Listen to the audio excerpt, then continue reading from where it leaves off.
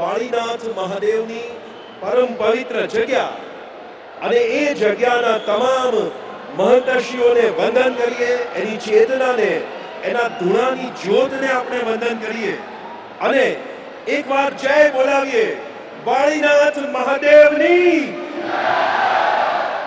ભારત માતાની। આપણી વચ્ચે કરોડો લોકોના હૃદય સમ્રાટ અને ગુર્જર ધરાનું ગૌરવ ભારત રાષ્ટ્રના પ્રધાનમંત્રી શ્રી નરેન્દ્રભાઈ મોદી અહીં પધારી રહ્યા છે। આપણે જય ઘોષથી, તાળીઓથી, ઢોલ નગારાના નાદ તમને સંભળાઈ રહ્યા છે, એમનું સ્વાગત કરીએ છીએ।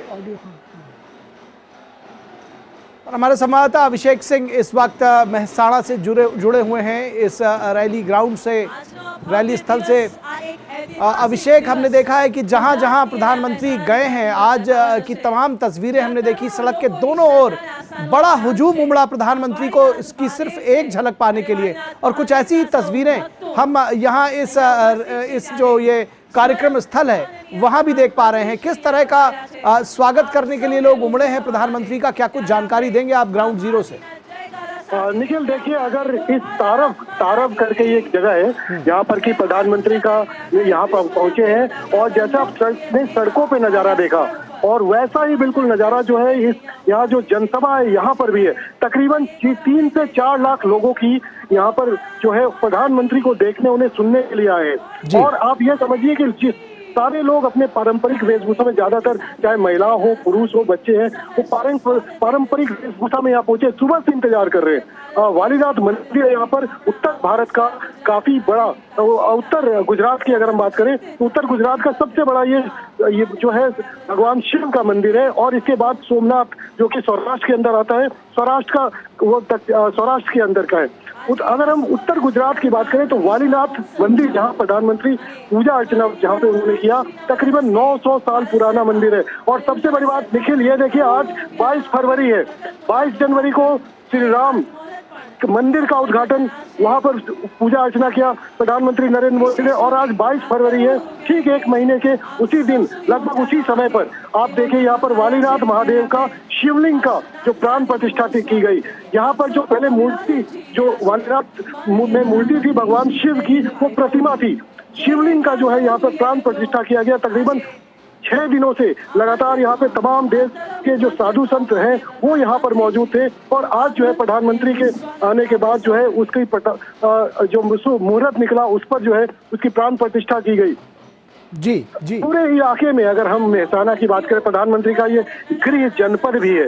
अगर मेहसाना की हम बात करें, प्रधानमंत्री का ये गृह जनपद भी है। और उनको जानने वाले भी यहाँ पे जो है बहुत सारे लोग हैं जो उनके साथ उन्होंने काफी समय गुजारा है, बचपन से उनको देखा भी है और उनके साथ रहे भी है। तो वो सारे लोग जो है साथ में जो तमाम इलाके के जो लोग हैं, महिलाएं हैं, बच्चे हैं, जिन्होंने उसके बारे में सुना है, कहा, वो भी यहाँ पहुंचे हुए हैं। बहुत बड़ी एक तरीके से गुजरात के लिए को इसलिए भी कहा जाता है क्योंकि वालीनाथ महादेव में शिवलिंग और ये बिल्कुल भव्य मंदिर जो आप देख रहे हैं, ये इसका निर्माण भी यहाँ पर हुआ। प्रधानमंत्री नरेंद्र मोदी 22 जनवरी के बाद, श्री राम जन्मभूमि के बाद, अब यहाँ पर प्रधानमंत्री जो है वो यहाँ पहुंचे हैं। मेगा रोड शो प्रधानमंत्री का, दोनों तरफ लोगों का आप भीड़ देख सकते हैं किस तरीके से प्रधानमंत्री को। और सुबह से ही लोग अपने वेशभूषा में नाच, संगीत, जो जिस भी तरीके से इसे सेलिब्रेट करना चाह रहे हैं उस तरीके से इसे सेलिब्रेट कर रहे हैं। खास तौर पर निखिल, बात की जाए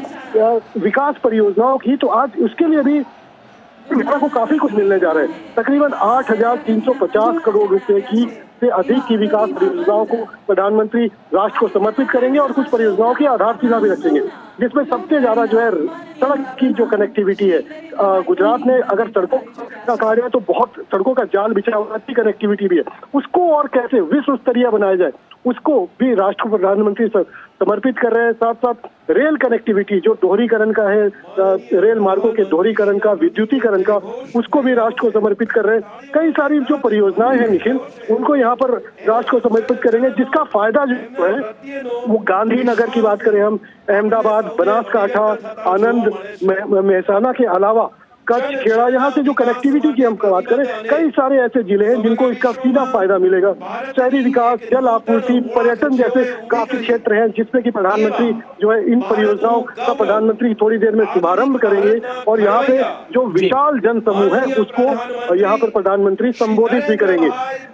मंदिर परिसर को लेकर के, मंदिर जिस तरीके से जो भव्य मंदिर का निर्माण किया गया और शिवलिंग की स्थापना की गई है उसको लेकर के भी यहाँ पर अगर हम बात करें, जो यहाँ श्रद्धालु आने वाले हैं पूरे गुजरात से, अन्य राज्यों से, उनके अंदर भी जो है काफी ज्यादा उत्साह देखा हमने कि वो किस तरीके से, और खास तौर पे प्रधानमंत्री आ रहे हैं। सबके जुबान पे एक ही चीज था कि 22 जनवरी को प्रधानमंत्री ने राम जन्मभूमि पर रामलला को स्थापित किया और आज 22 फरवरी है। यहाँ पर प्रधानमंत्री भगवान शिव के शिवलिंग का यहाँ पर प्राण प्रतिष्ठा कर रहे हैं। निखिल जी जी जी, बेहद महत्वपूर्ण है। और जैसा कि शुरू में कहा गया कि अपनी जो आध्यात्मिक यात्रा है, जो आध्यात्मिक चेतना उन्नयन की जो बात है, जो धार्मिक उनके कार्य हैं प्रधानमंत्री के, वो साथ साथ चलते रहते हैं। उसमें कोई जिसको कहते हैं कि ना कोई विलंब होता है, ना कोई उसमें रुकावट होती है। आपने परियोजनाओं की बात कही, आज जो गुजरात को मिलने वाली है, गुजरात के लिए बेहद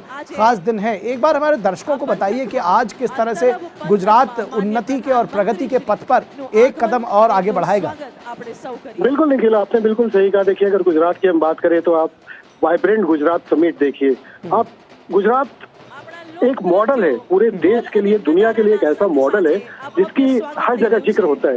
और गुजरात के अंदर आप जिस तरीके से गुजरात का ग्रोथ हुआ है पिछले 15-20 वर्षों के अंदर, प्रधानमंत्री नरेंद्र मोदी जब यहाँ मुख्यमंत्री थे, उन्होंने जो एक विजन देखा गुजरात के लिए, जिस तरीके से गुजरात के अंदर कनेक्टिविटी पे सब पहला जो उनका सब प्राथमिकता रही वो कनेक्टिविटी को लेकर था। पूरे गुजरात को में सड़क कनेक्टिविटी, हवाई कनेक्टिविटी, रेल कनेक्टिविटी।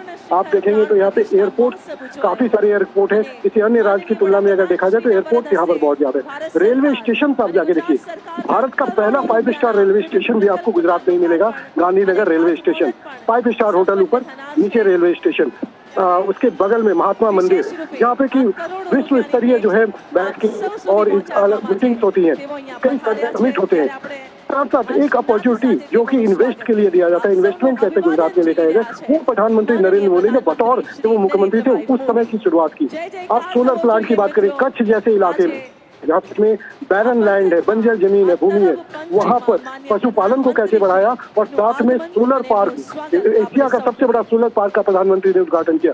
जो इलाके टूरिज्म की जहाँ पे जरूरत थी, अब कच्छ से लेकर के तमाम सौराष्ट्र का इलाका ले ले, वहाँ पर जो आपके धार्मिक स्थल है वहाँ पर कनेक्टिविटी कैसे बढ़ाई जाए, लोगों की आमदनी कैसे बढ़ाई जाए, तो तरीका एक नहीं रखा उन्होंने, कई सारे अलग अलग हर पहलू को छुआ।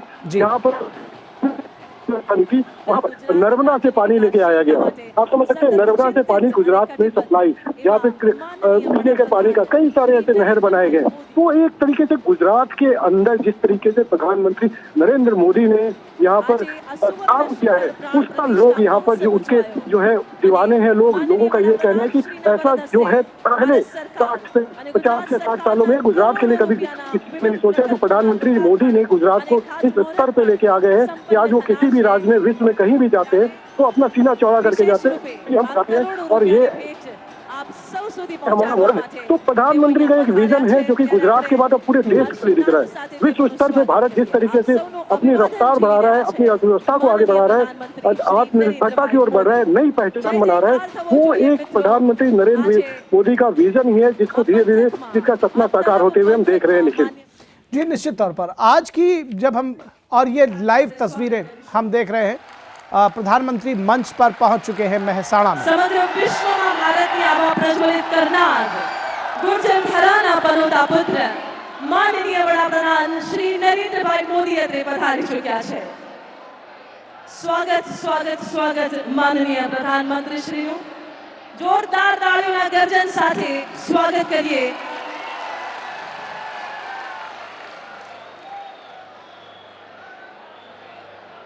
खूब खूब खूब स्वागत है माननीय वडाप्रधान श्री नरेंद्रभाई मोदी नु, साथे साथे गुजरात राज्यना माननीय मुख्यमंत्री श्री भूपेन्द्रभाई पटेल, माननीय सांसद तथा प्रदेश अध्यक्ष भारतीय जनता पार्टी श्री CR पाटिल साहेब, मंच पर उपस्थित अन्य मंत्रीगण, माननीय सांसद श्रीओ, माननीय धारासभ्य श्रीओ અને अन्य महानुभावों નું પણ સ્વાગત કરીએ છીએ।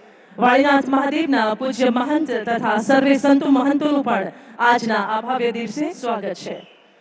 મિત્રો, કરોડો શ્રદ્ધાળુઓના આસ્થાના ધામ એવા વાળીનાથ મહાદેવમાં નૂતન શિવાલયની પ્રાણ પ્રતિષ્ઠા કરનાર આપણી સંસ્કૃતિ અને દેશની વિકાસશીલતાના પરમ સાધક એવા માનનીય પ્રધાનમંત્રી શ્રીનું સર્વપ્રથમ સ્વાગત કરીશું, જેમાં સર્વપ્રથમ માનનીય મુખ્યમંત્રી શ્રી ગુજરાત રાજ્ય શ્રી ભૂપેન્દ્રભાઈ પટેલને સાથે સાથે માનનીય સાંસદ શ્રી CR પાટીલ સાહેબને વિનંતી કરીશ તેઓ સંયુક્ત રીતે માનનીય પ્રધાનમંત્રી શ્રીનું સ્વાગત અભિવાદન કરશે.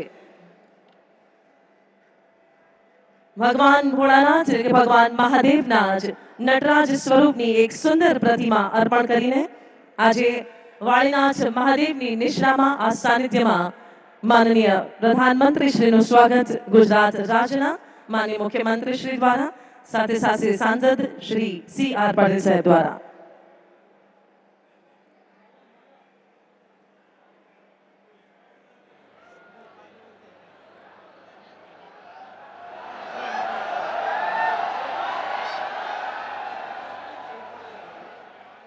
આજે આપણા સૌ માટે પરમ સૌભાગ્યની વાત છે કે વાળીનાથ મંદિર જે સદીઓથી સૌની આસ્થાનું કેન્દ્ર છે ત્યાં સ્વયં માનનીય પ્રધાનમંત્રી શ્રી પધાર્યા. આપ સૌની શ્રદ્ધાને ધ્યાને રાખીને ત્યારે આપણે સૌ એકવાર વાળીનાથ મહાદેવનો જય જયકાર કરીને તેઓની ઉપસ્થિતિને વધાવીએ. બોલો વાળીનાથ મહાદેવ કી, ભારત માતા કી. સમગ્ર વિશ્વમાં આ ગુર્જર ધરાની સાથે સાથે ભારત દેશની અસ્મિતાને જેમણે અજવાળી છે તેવા માનનીય વડાપ્રધાન શ્રી આપણી વચ્ચે અહીંયા પધાર્યા છે. આ ભવ્ય નટરાજની પ્રતિમા માનનીય મુખ્યમંત્રી શ્રી તથા માનનીય સાંસદ શ્રી CR પાટીલ સાહેબ દ્વારા અર્પણ કરવામાં આવશે. આપ સૌની તાળીઓના ગર્જન સાથે આપણે સ્વાગત કરીશું માનનીય પ્રધાનમંત્રી શ્રીનું. ખૂબ ખૂબ સ્વાગત અને આભાર.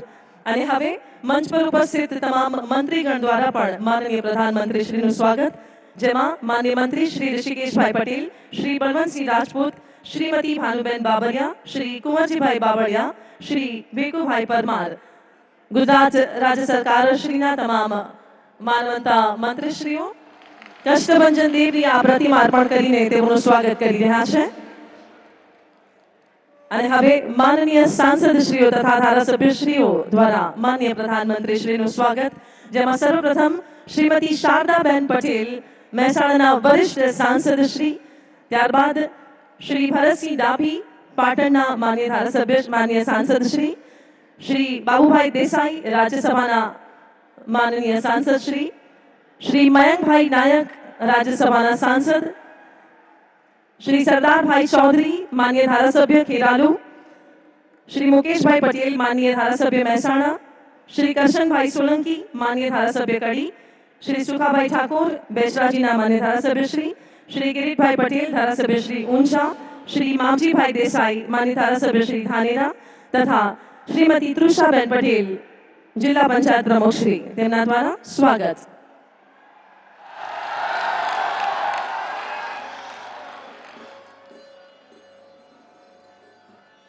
એ પછી માનનીય પ્રધાનમંત્રીશ્રીના સ્વાગત માટે એ પછીના ક્રમમાં સામૂહિક રૂપે આવવા માટે વિનંતી કરીશું.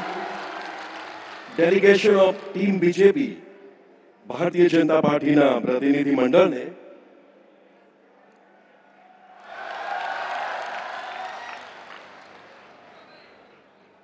Shri Rajnibhai S Patel general secretary state BJP, Shri Nitin भाई पटेल पूर्व नायब मुख्यमंत्री Shri Gujarat, Shri Girish bhai Rajgor district president Mehsana BJP, Shri Varshaben Doshi district प्रभारी Mehsana BJP, Shri MS Patel vice president state BJP, Shri doctor JF Chaudhary general secretary district BJP, Shri Bhagaji Thakur general secretary district BJP અને શ્રી મહેશભાઈ પટેલ જનરલ સેક્રેટરી જિલ્લા ભાજપ એ તમામને સાથે મળી અને માનનીય પ્રધાનમંત્રીશ્રીનું સ્વાગત કરવા માટે વિનંતી છે.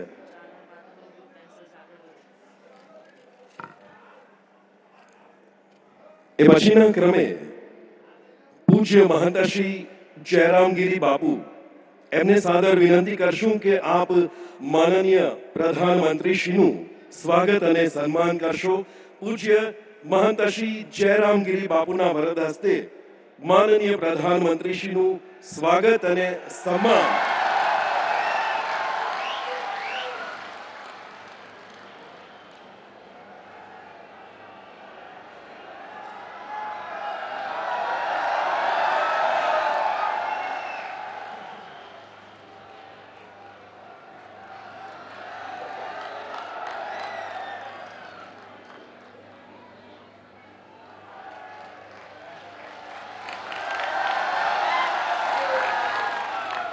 વાળીનાથ મહાદેવ મંદિર વતી શ્રી દિનેશભાઈ દેસાઈ અને શ્રી રમેશભાઈ દેસાઈને માનનીય પ્રધાનમંત્રીશ્રીનું સ્વાગત અને સન્માન કરવા વિનંતી છે.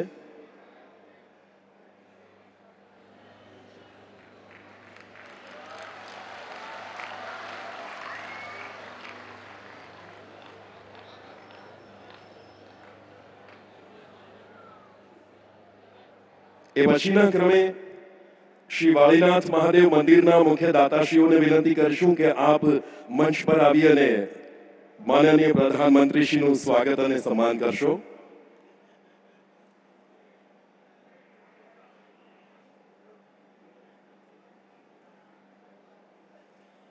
રામાયણનું આ પુસ્તક આપ હમણાં જોશો મંચ પર આવી રહ્યું છે. સ્વાગતમાં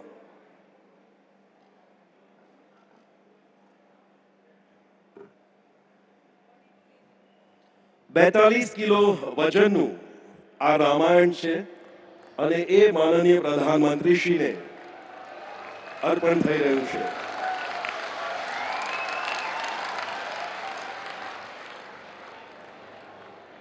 શ્રી વાળીનાથ મહાદેવ મંદિરના મુખ્ય દાતાશ્રીઓને વિનંતી કરીશું કે આપ પ્રધાનમંત્રીશ્રીનું સ્વાગત અને સન્માન કરશો.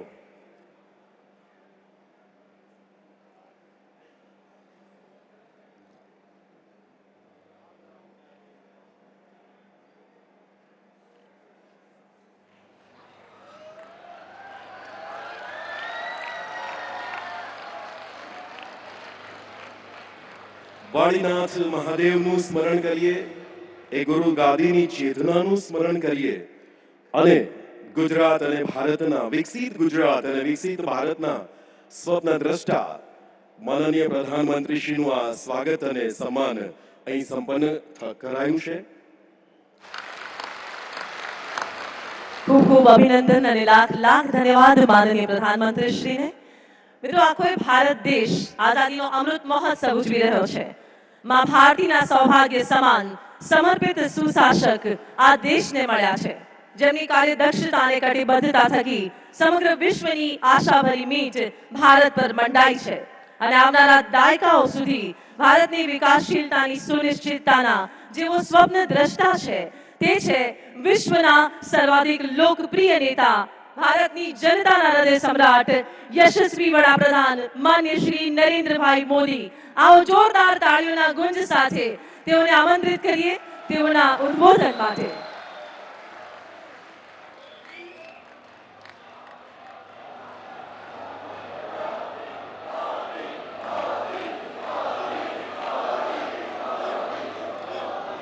જય વાળીનાથ, જય જય વાળીનાથ. पराम्बा हिंगलाज माता जी की, हिंगलाज माता जी की,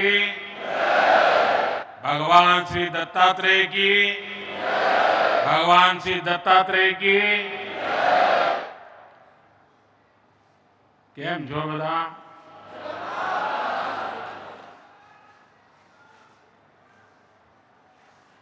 घना घना बधा जूना जोगीना दर्शन करवा मळ्या, जूना जूना जूना साथियों दर्शन करवा मळ्या.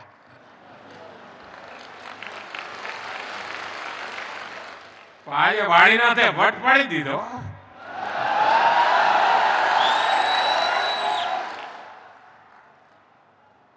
वाळीनाथ पहला पण आव्यो छुं, अनेक वार आव्यो छुं, परंतु आजे तो रोनक ज कई और छे.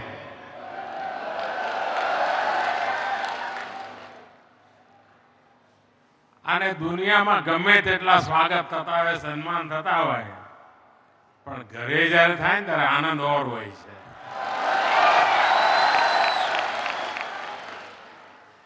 આજ મારા ગામવાળાએ મને વચ્ચે વચ્ચે દેખાતા હતા આજે,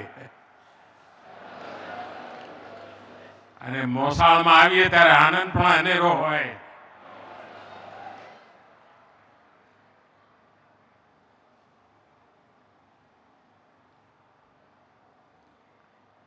જે વાતાવરણ મેં જોયું છે એના આધારે હું કહી શકું कि श्रद्धा से, आस्था से सराबोर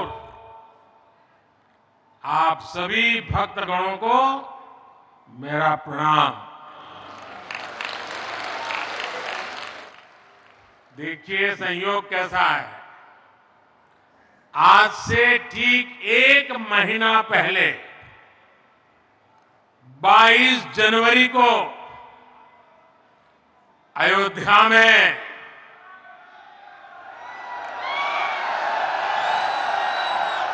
प्रभु राम के चरणों में था. वहां मुझे प्रभु राम लला के विग्रह की प्राण प्रतिष्ठा के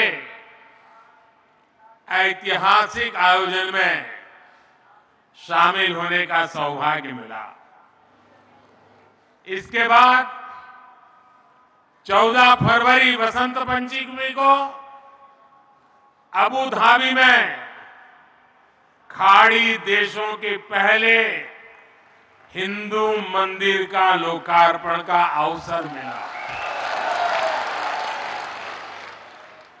और अभी 2-3 दिन पहले ही मुझे यूपी के संबल में कल्की धाम के शिलान्यास का भी मौका मिला. और अब आज मुझे यहां तरफ में इस भव्य दिव्य मंदिर में प्राण प्रतिष्ठा के बाद पूजा करने का समारोह में हिस्सा लेने का सौभाग्य प्राप्त हुआ है. साथियों, देश और दुनिया के लिए तो ये वाणीनाथ शिवधाम तीर्थ है, लेकिन समाज के, रबारी समाज के लिए, रबारी समाज के लिए पूज्य गुरु गादी है. देश भर से रबारी समाज के अन्य भक्तगण, आज मैं यहां देख रहा हूं, अलग अलग राज्यों के लोग भी मुझे नजर आ रहे हैं. मैं आप सभी का अभिनंदन करता हूं. साथियों, भारत की विकास यात्रा में एक अद्भुत कालखंड है. एक ऐसा समय है जब देव काज हो या फिर देश काज, दोनों तेज गति से हो रहे हैं.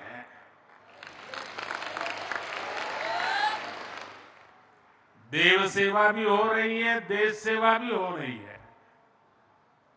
आज एक तरफ ये पावन कार्य संपन्न हुआ है, वहीं विकास से जुड़े 13,000 करोड़ रुपए के प्रोजेक्ट्स का भी शिलान्यास और लोकार्पण हुआ है.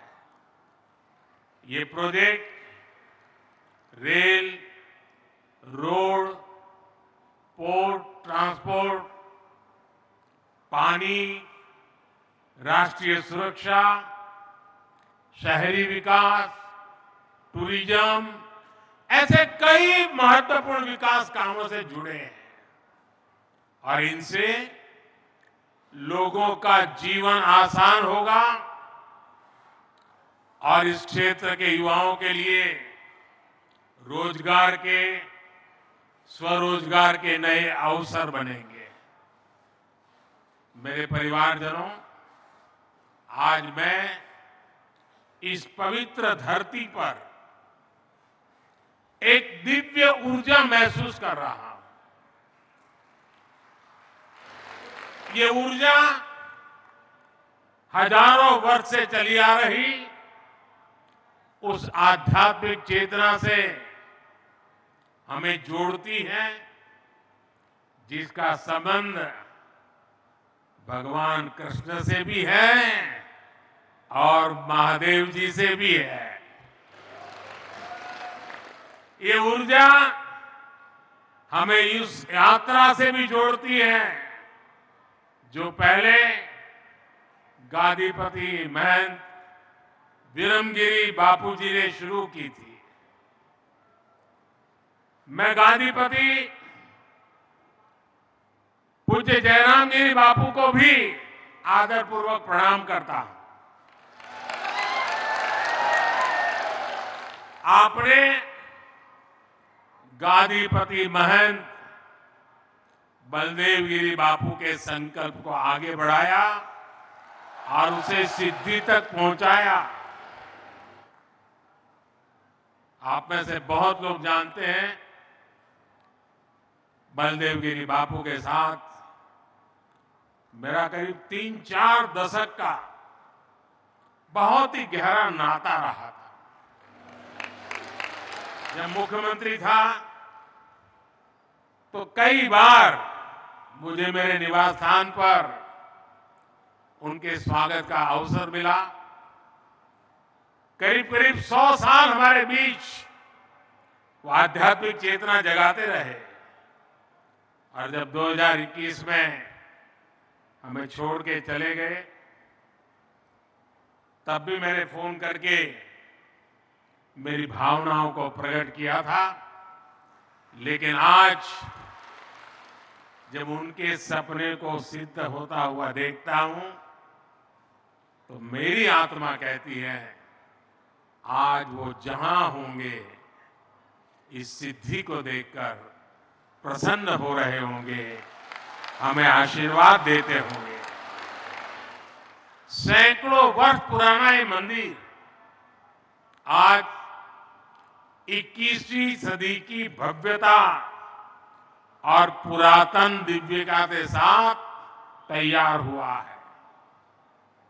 ये मंदिर सैकड़ों शिल्पकारों, श्रमजीवियों के वर्षों के अथक परिश्रम का भी परिणाम है। इसी परिश्रम के कारण इस भव्य मंदिर में आज वाणीनाथ महादेव, पराम्बा श्री हिंगलाज माता जी और भगवान दत्तात्रेय विराजे हैं।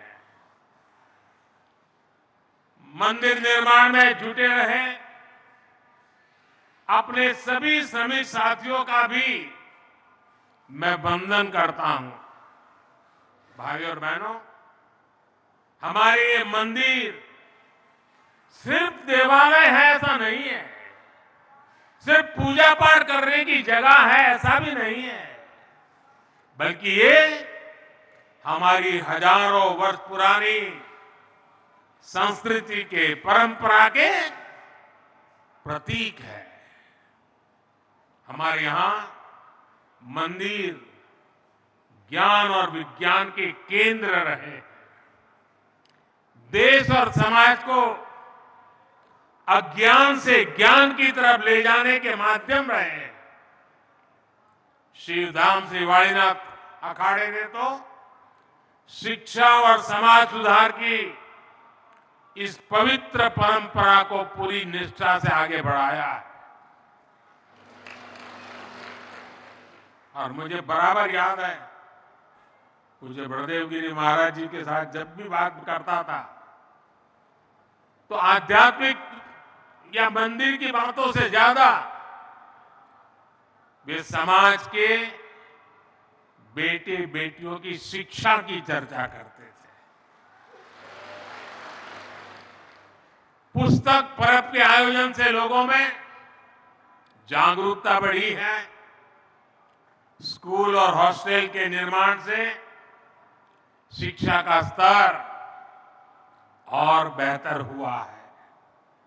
आज प्रतियोगी परीक्षाओं की तैयारी करने वाले सैकड़ों विद्यार्थी को रहने, खाने और लाइब्रेरी की सुविधा दी जा रही है।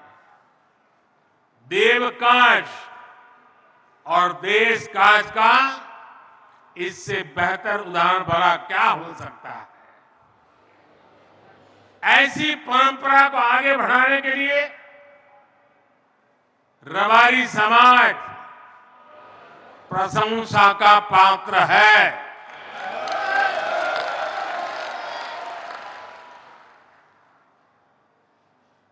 रबारी समाज को प्रशंसा बहुत कम मिलती है।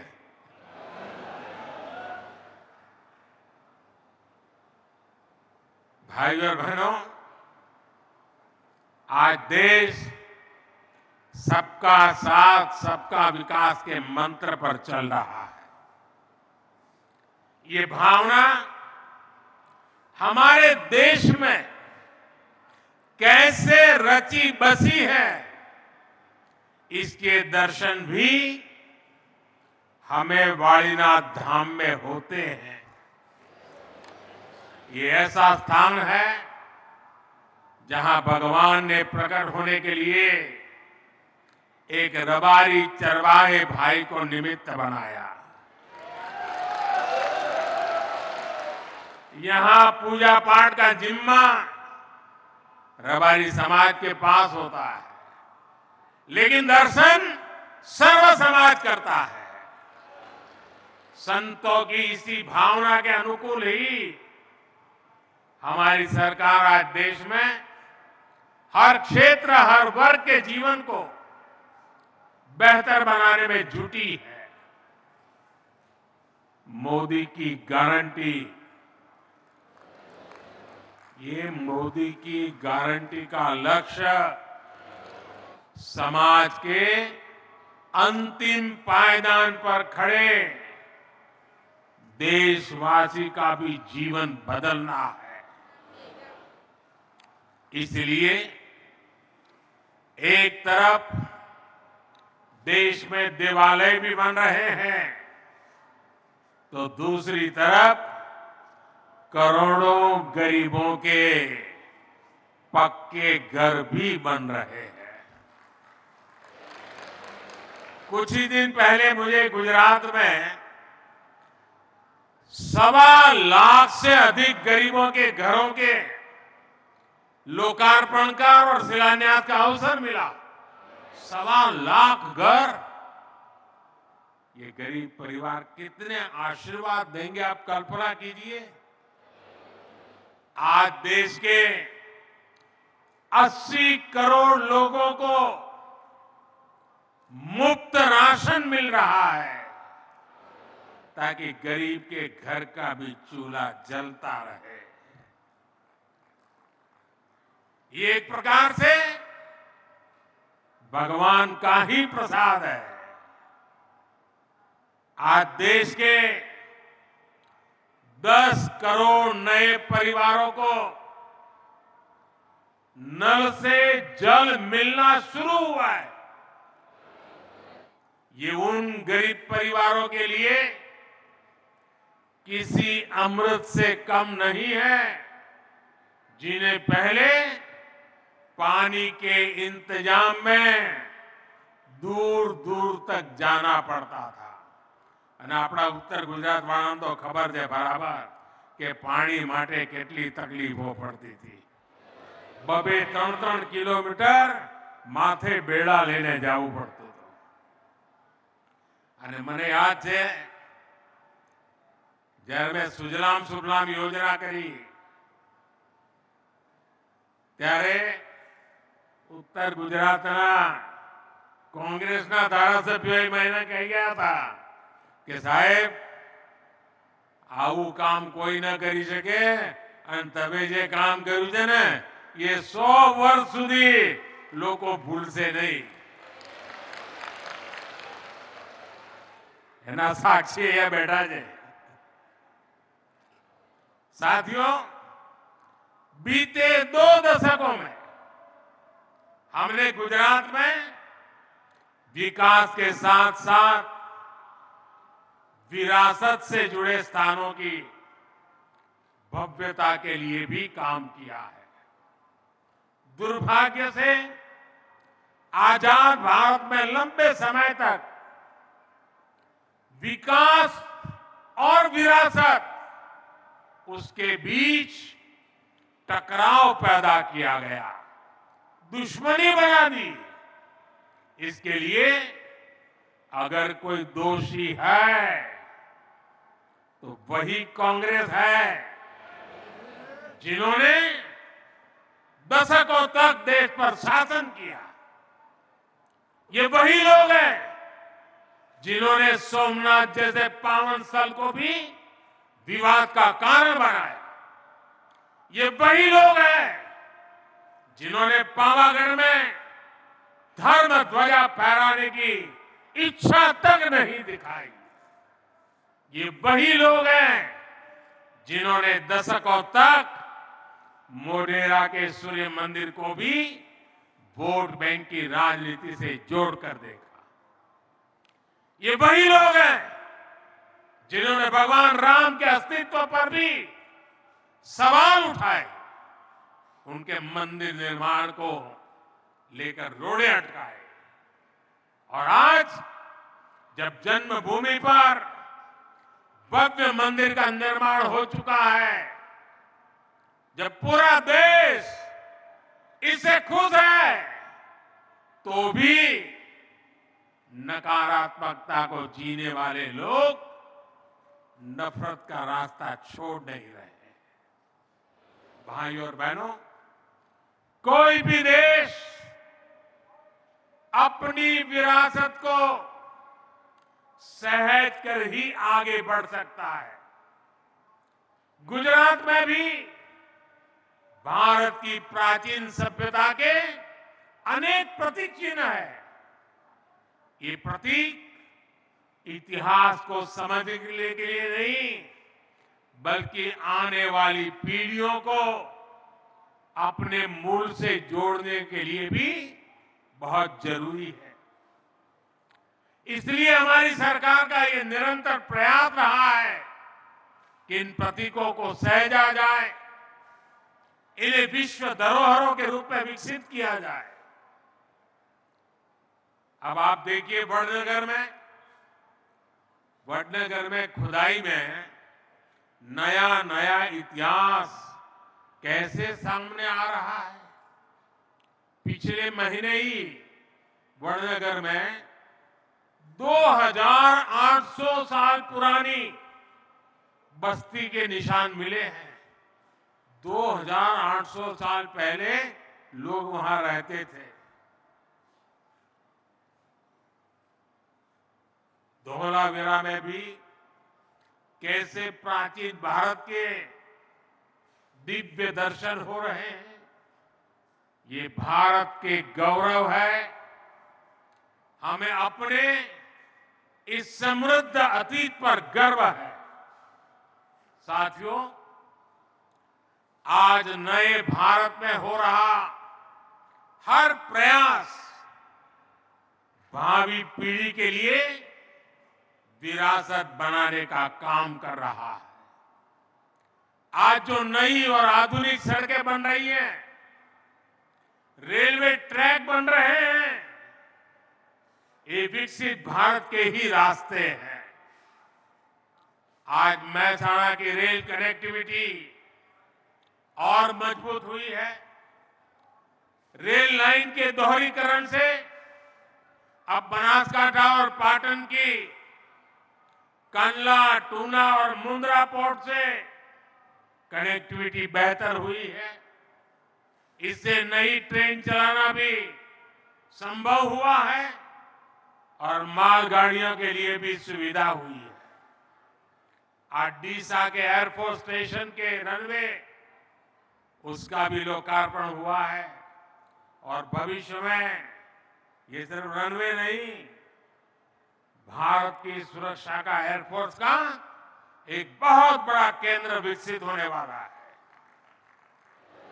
मुझे याद है, मुख्यमंत्री रहते हुए मैंने इस प्रोजेक्ट के लिए भारत सरकार को ढेर सारी चिट्ठियां लिखी थी, अनेक बार प्रयास किया था, लेकिन कांग्रेस की सरकार ने इस काम को, इस निर्माण को रोकने के लिए कोई कसर बाकी नहीं छोड़ी। एयरफोर्स के लोग कहते थे कि ये लोकेशन भारत की सुरक्षा के लिए बहुत महत्वपूर्ण है, लेकिन नहीं करते थे। 2004 से लेकर 2014 तक कांग्रेस सरकार इसकी फाइलें को लेकर के बैठी नहीं। 1.5 साल पहले मैंने इस रनवे के काम का शिलान्यास किया था। मोदी जो संकल्प लेता है वो पूरे करता है। डीसा के ये रनवे आज उसका लोकार्पण हो गया, ये उसका उदाहरण है। और यही तो है मोदी की गारंटी। साथियों, 20-25 साल पहले का एक वो भी समय था जब उत्तर गुजरात में अवसर बहुत ही सीमित थे। तब किसानों के खेतों में पानी नहीं था, पशुपालकों के सामने अपनी चुनौतियां थी, औद्योगिकरण का दायरा भी बहुत सीमित था। लेकिन भाजपा सरकार में आज स्थितियां लगातार बदल रही। आज यहां के किसान साल में 2-3 फसल उगाने लगे हैं। पूरे इलाके का जल स्तर भी ऊंचा उठ गया है। आज यहां जल आपूर्ति और जल स्रोतों से जुड़ी 8 परियोजनाओं का उद्घाटन और शिलान्यास किया गया है। इन पर 1500 करोड़ रुपए से ज्यादा खर्च किए जाएंगे। इससे उत्तर गुजरात की पानी की समस्याओं को दूर करने में और मदद मिलेगी। उत्तर गुजरात के किसानों ने टपक सिंचाई जैसी आधुनिक टेक्नोलॉजी को जैसे अपनाया है वो अद्भुत है। अब तो मैं यहां देख रहा हूं कि केमिकल मुक्त प्राकृतिक खेती का चलन भी बढ़ने लगा है। आपके प्रयासों से पूरे देश में किसानों का उत्साह बढ़ेगा। भाई और बहनों, हम इसी तरह विकास भी करेंगे और विरासत भी सहेजेंगे।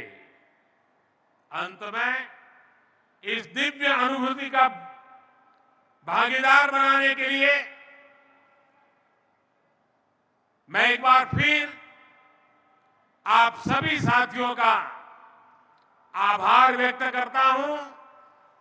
आप सबका बहुत बहुत धन्यवाद। मेरे साथ बोलिए, भारत माता की, भारत माता की, भारत माता की। धन्यवाद जी।